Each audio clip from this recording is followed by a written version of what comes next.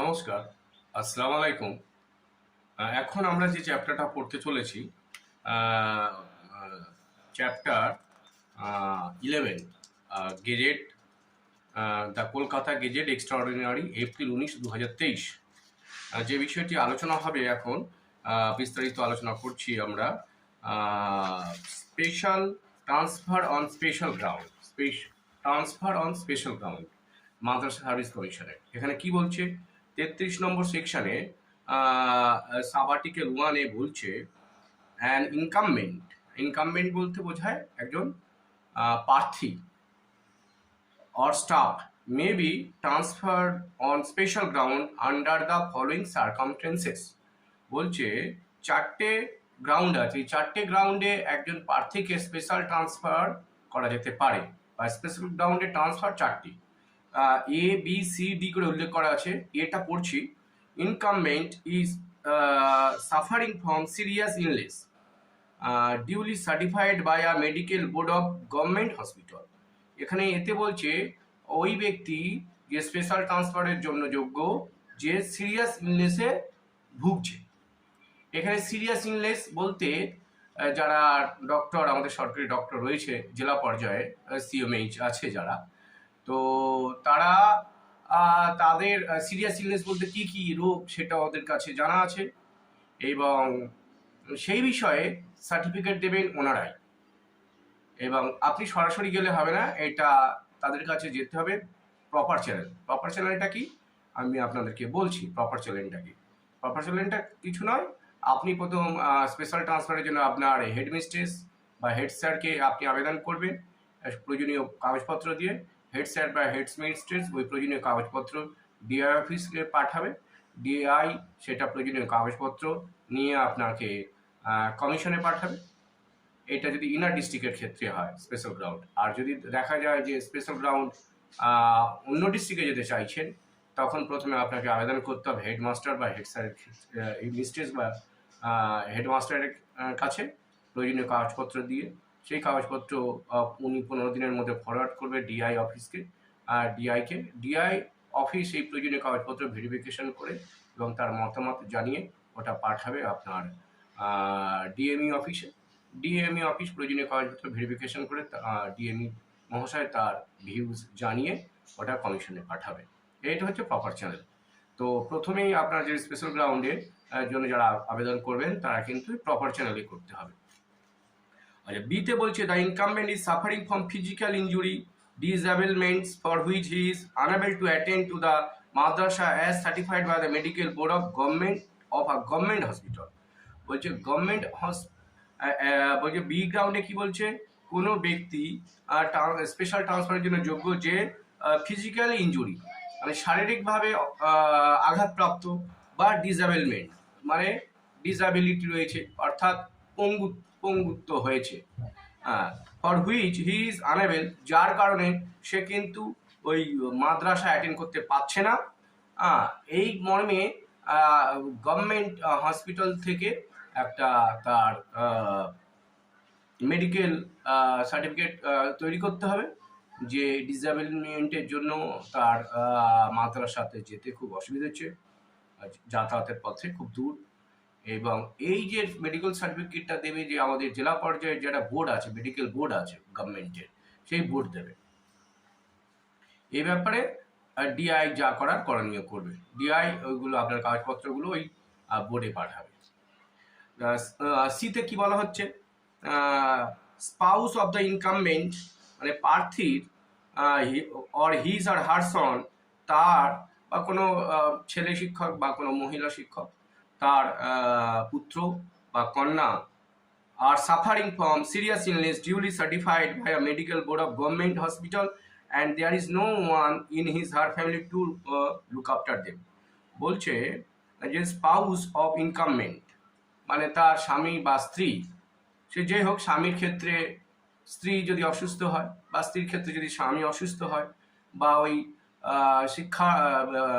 শিক্ষিকার পুত্র বা কন্যা, বা শিক্ষকের পুত্র বা কন্যা যদি সিরিয়াস ইলনেসে ভোগে, সেক্ষেত্রে সার্টিফাইড করবে কিন্তু ওই আবার ডিস্ট্রিক্ট যে বোর্ড আছে মেডিকেল বোর্ড, ওটা ডিআই অফিস থেকে হয়ে আসে। তো বোর্ড যদি সার্টিফাইড করে এটা সিরিয়াস ইলনেস এ ভুগছে এবং এনার দেখার কেউ নেই, এটা যদি প্রমাণ করতে পারেন তাহলে আপনি মেডিকেল গ্রাউন্ড আপনার স্পেশাল গ্রাউন্ডে ট্রান্সফার হওয়ার যোগ্য। আবার ডিতে বলছে ডিটা খুব এটা ইম্পর্টেন্ট, ডিটা মনে রাখবেন, খুবই ইম্পর্টেন্ট বিষয়। If the commission is satisfied on the recommendation of Director of Madrash Education that for the public interest or for the welfare of the students of any madrasa, any staff is required to be transferred irrespective of his or willingness.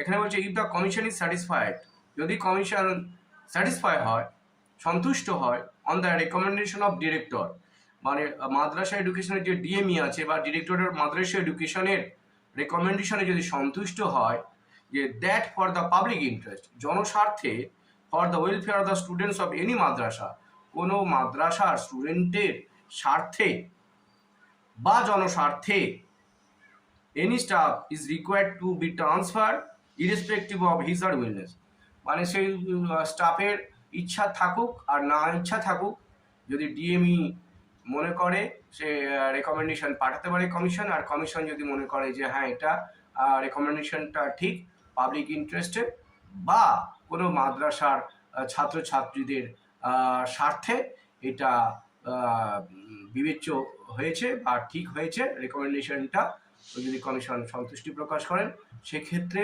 শিক্ষক বা শিক্ষিকার তার কোনো ইচ্ছা থাকুক না থাকুক তাকে কিন্তু ট্রান্সফার করা যেতে পারে। এটাও কিন্তু স্পেশাল গ্রাউন্ডের 4 নম্বর ক্লজে বলা হচ্ছে, 4 নম্বর ডিতে বলা হচ্ছে, ডি ক্লজে বলা হচ্ছে। তাহলে ট্রান্সফার অন স্পেশাল গ্রাউন্ড কিন্তু দেয়ার আর 4 গ্রাউন্ডস। একটা হচ্ছে প্রার্থী যদি সিরিয়াস ইলনেসে ভোগে, এক। দ্বিতীয়, যদি প্রার্থীর স্বামী বা প্রার্থীর ছেলে বা মেয়ে সিরিয়াস ইলনেসে ভোগে আর সেই সিরিয়াস ইলনেস সার্টিফিকেট দেবে ওই বোর্ড, মেডিকেল বোর্ড, আর সেক্ষেত্রেই ওই যে স্বামী বা স্ত্রী বা পুত্র বা কন্যা যারা অসুস্থ তাদের দেখার কেউ নেই, এটা প্রমাণ করতে পারলে তার স্পেশাল গ্রাউন্ড কিন্তু তার জন্য প্রযোজ্য। আর একটা ডিটা যেটা খুবই ভাইটাল বলে মনে করা হচ্ছে, যে কমিশন যদি মনে করে ডিএমই রেকমেন্ডেশন করে, রেকমেন্ডেশনটা দুটোর উপর, একটা হচ্ছে জনস্বার্থ হতে হবে আর একটা হচ্ছে ওই কোনো মাদ্রাসার শিক্ষার্থীদের স্বার্থে, এই দুটো যদি সন্তুষ্ট প্রকাশ করে ডিএমই, এই দুটো বিষয়ে রেকমেন্ড করতে পারে স্পেশাল গ্রাউন্ডে। এই দুটো বিষয় যদি কমিশন স্যাটিসফাই হয় তখন তার ক্ষেত্রেও স্পেশাল ট্রান্সফার প্রযোজ্য। এক্ষেত্রে কিন্তু ওই প্রার্থীর উইলিংনেস বা আনউইলিংনেস, ইচ্ছা বা অনিচ্ছার কোনো প্রয়োজন হবে না, এটা কিন্তু বাই আইন মোতাবেক করতে পারে। অর্থাৎ কমিশন প্রয়োজন মনে করলে জনস্বার্থে সে কিন্তু আপনার ট্রান্সফার করতে পারে যে কোনো প্রার্থীকে, শিক্ষক বা শিক্ষিকাকে, তার ইচ্ছার বিরুদ্ধে হতে পারে। 34 নম্বর কি বলছে? Procedure for transfer on special ground. বলছে the teacher and non teaching staff seeking transfer on special ground shall apply online offline in the prescribed format through the concerned madrasa, concerned district inspector of school secondary and the director of the Madrash Education to the commission with necessary documents.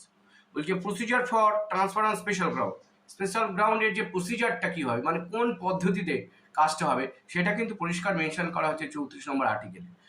34 নম্বর আর্টিকেলে 1 নম্বর ক্লজে কি বলছে, যে the teacher or non-teaching staff seeking transfer on special ground shall apply online or offline in prescribed format through the concerned madrasa, concerned district inspector of school and the directorate of Madrasah Education to the commission with necessary documents. প্রথমে যা special গ্রাউন্ডে যে ট্রান্সফারের নিয়ম বলা হচ্ছে, কি একটা ফরম্যাট ওরা বলে দেবে, ওই ফরম্যাট অনুযায়ী প্রথমে আপনাকে অ্যাপ্লাই করতে হবে আপনার স্কুলের head of the institution. Head of the institution মানে আপনার যদি এইচএম হয় তাকে বলা হয় head of the institution, HM না থাকলে টিআইসি না থাকলে আপনার সুপারিনটেন্ডেন্ট কিন্তু head of the institution. Head of the ইনস্টিটিউশনকে কিন্তু আপনাকে প্রথমে অ্যাপ্লিকেশন করতে হবে। হেড অফ দ্য ইনস্টিটিউশন কি করবে, সেই প্রয়োজনীয় কাগজপত্রগুলো আপনার কাছে চাইবে এবং পরীক্ষা নিরীক্ষা করবে, করে সেটা ডিস্ট্রিক্ট অফিসে পাঠাবে, অর্থাৎ ডিআই অফিসে পাঠাবে। ডিআই এরকম প্রয়োজনীয় কাগজপত্রগুলো দেখবে এবং যে হেডমাস্টার যে কমেন্ট বা ভিউজ দিয়ে পাঠিয়েছে সেই কমেন্টস এবং ভিউজটা উনি গ্রহণ করে দেখলো যে ঠিক আছে, সেটা উনি ফের ফরওয়ার্ড করে দেবে ডিএমইকে, director of madrasa education. Director of madrasa education সেই ভিউজ এবং সেই প্রয়োজনীয় কাগজপত্রগুলো পরীক্ষা নিরীক্ষা করবে, করার পর কমিশনে পাঠাবে। কমিশন যদি মনে করে যে ঠিক আছে, তখন তাকে স্পেশাল গ্রাউন্ডে ট্রান্সফারের জন্য রেকমেন্ডেশন করা হবে। এই যে পদ্ধতি, এই পদ্ধতিটা কিন্তু এখানে বলা হয়েছে। আর এখানে কিন্তু যখন ডিআই এর কাছে যাবেন স্পেশাল গ্রাউন্ডে, যদি ইলনেসের ব্যাপার থাকে, তখন কিন্তু তার ডিআই অফিস থেকে আপনার ওই মেডিকেল বোর্ডে পাঠানো হবে ফিজিক্যালি চেক আপের জন্য। ওখানে একটা বোর্ড আছে, বোর্ড আপনার ফিজিক্যালি চেক আপ করবে, চেক আপ করার পর আবার ওটা 15 দিনের মধ্যে সার্টিফিকেট দিতে হবে। আবার ডিআই অফিস ওই সার্টিফিকেট পাওয়ার 15 দিনের মধ্যে কিন্তু ওটা দেন অ্যান্ড দেয়ার আপনাকে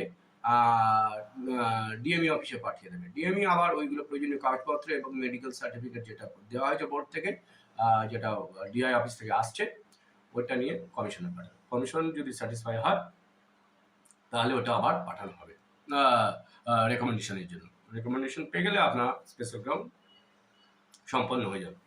আচ্ছা, তারপর দুতে কি বলছে, 34 নম্বর আর্টিকেলের 2 নম্বর ক্লজে বলছে, দ্য হেড অফ দ্য মাদ্রাসা মানে এইচএম বা সুপারিনটেন্ডেন্ট বা TIC shall after proper verification and scrutiny forward the eligible application along with relevant papers to the district inspector of school secondary authorized officer within 15 days from the date of submission of the application.